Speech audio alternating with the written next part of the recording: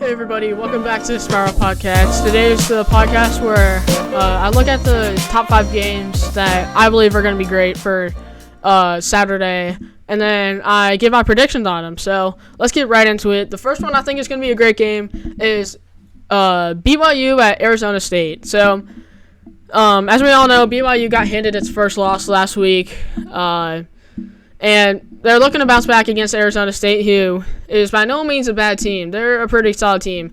And right now, BYU's offense has been playing decent. Defense has been playing kind of iffy. I mean, they're both kind of – they're playing not bad. They're playing just good enough to win games. So we'll have to see how that fares out. But Arizona State is on a big win streak right now. And they've been playing really good recently. Their offense, pretty high-powered, I would say. And I think that Arizona State ends up upsetting BYU again. You know, it's a home game for them. Crowd is going to be electric. It always is at Arizona State. And I think BYU is kind of a bit overrated in my opinion. I just think they're just really slowly paced team. And they can catch some steam. I know, but I feel like BYU just – they've been a little overrated. They beat Kansas State pretty well. But other than that, I just feel like they aren't an amazing team. I feel like their season might start to crumble here. And it's not like I want them to. I want them to do good. But I just don't think that they're that high-powered of a team, to be quite honest with you. So I think Arizona State gets it done. And I think Arizona State's underrated. I mean, I think they're ranked like 21 or something. Or they might not be ranked, but they're one of those like mid-20 teams.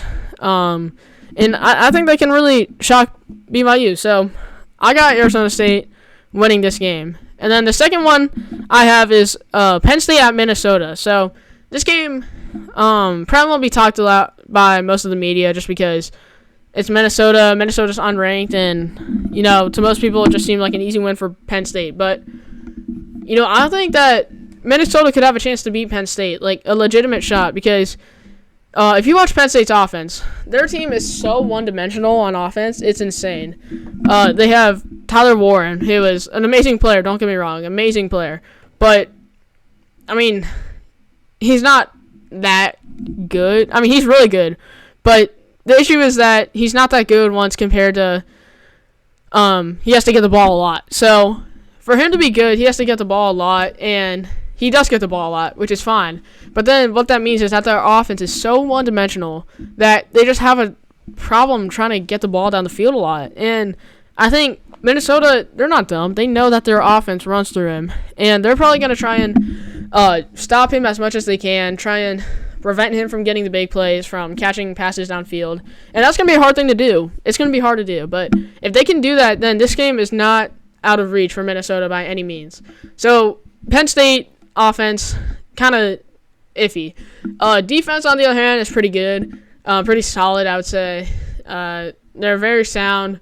They're disciplined. Abdul Qadir, one of the best in the nation. So that's that. And then I think Minnesota, you know, they're coming off of a bye week also, which is interesting.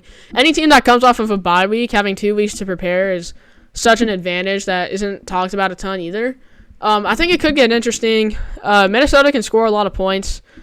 They've played a couple teams close that they could have won games, and they've been on a pretty solid season this year. So, I don't know who to pick. I think Minnesota can get it done. I'm going to pick Minnesota. I just think Penn State, they're just not going to be prepared for them. I think James Franklin, I don't know. I just don't think James Franklin's an amazing coach yet, and probably never will be. And I think Minnesota's going to catch him at the right time, where they're kind of looking ahead now that their schedule's pretty easy. So, yeah, I got Minnesota winning this one in an upset. It's going to be huge, and I can see it coming. And then Army versus Notre Dame is the next game. This is going to be a really great game. I think Notre Dame just been playing too well right now.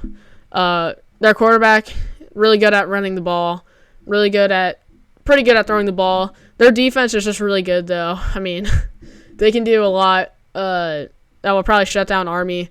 And Army's a great team too, but they take a lot of time on the clock. And if this game comes down to the wire, Army's not going to be able to score a lot of points quickly, which is something they're going to have to do. And against Notre Dame's defense, I just can't see them really doing much. It's going to be hard for Army to win this game, as much as I want them to. I think Notre Dame gets it done. It's at a neutral site, so that could also be weird.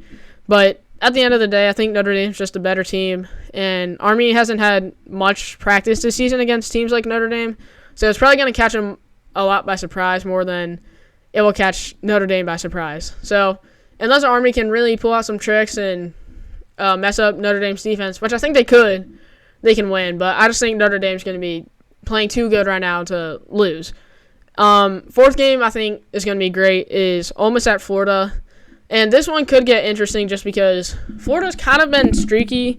Not streaky, but they've kind of been doing decent as of recently. So I think they can actually have a chance at beating Ole Miss. But I think Ole Miss, their offense is too good. I just think Jackson Dart is going to be good enough, at least, to beat Florida in this game. I think Florida, their offense is pretty slow. It can get, once it gets going, though, it's actually not bad. But overall, I just think Ole Miss is too high-powered on offense, and then their defense has been playing better as of the past 2 or 3 weeks. So for those reasons, I think Ole Miss wins, but Florida can play them tough. Florida beat LSU. Now, granted, I think that win is going to get way overblown. I think it's just been way overrated so far, but it's still a decent win nonetheless against a pretty good offense. So that's why you could have hope if you're a Florida fan. But at the end of the day, I think Ole Miss is just a better team, better offense, and in this day of college football, offense really means a lot. So I got Ole Miss winning this one. Could be close, but I think Ole Miss wins. And then the big one you guys probably clicked on this video for, Indiana at Ohio State. We all know it's top 5 matchup. Game day is going to be there. Big news is going to be there.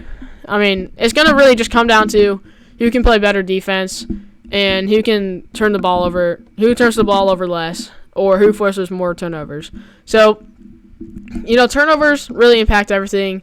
Signetti's talked about it for Indiana. Many coaches have talked about it. It's just Ryan Day's talked about it. Like, it's a big thing that coaches recognize that turnovers change the courses of games so much, whether it's morale, positioning of the ball, just everything that plays into the game. Turnovers really affect, and it can really hurt a team. So I think this game is going to come down to turnovers.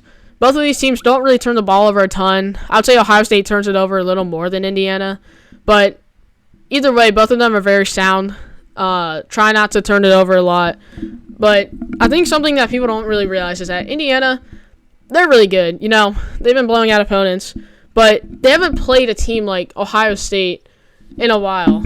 And Michigan would have been a good example if they didn't suck, to see if Indiana was really like that. But Indiana's coming off of a bye week before us, which is a little concerning if you're an Ohio State fan, just because, like I said with Minnesota, bye weeks mean a lot. And it could help Indiana, and I think it will help them. But at the end of the day, I mean, Ohio State, they've been playing really good as of recently. Now, it's been against bad teams, so there's that as well. But it's going to be at home, which is something that Ohio State has not really been receiving with really great games. Had to go to Penn State, had to go to Oregon. So this is going to be good for Ohio State. I think they're going to be preparing a lot. Both teams will be, obviously, but I think they're going to be better prepared than people might be thinking. And, I think Ohio State's run game is really going to thrive. I wouldn't be surprised. And Indiana's defense is really good, so it's going to be hard. But Ohio State's offensive line playing really good as of recently. I think it's going to be gelling together quite nicely. And when you have running backs like Quinshon Judkins and Trayvon Henderson, it's really hard to guard that. And Indiana just hasn't played against teams like that. So I think Ohio State gets the win. It's going to be a close game. It's going to be a great game. But at the end of the day, I think Ohio State, Caleb Downs, Quinshon Judkins, Will Howard, Jeremiah Smith, they just have so many big names. It's really hard to pick against them. I gotta go with Ohio State in this one. So that's my Friday podcast. I hope you guys enjoyed it. Be sure to leave a like and subscribe if you enjoyed it. Leave a comment if you agree with me or not. And I hope to see you guys on the next one. Bye.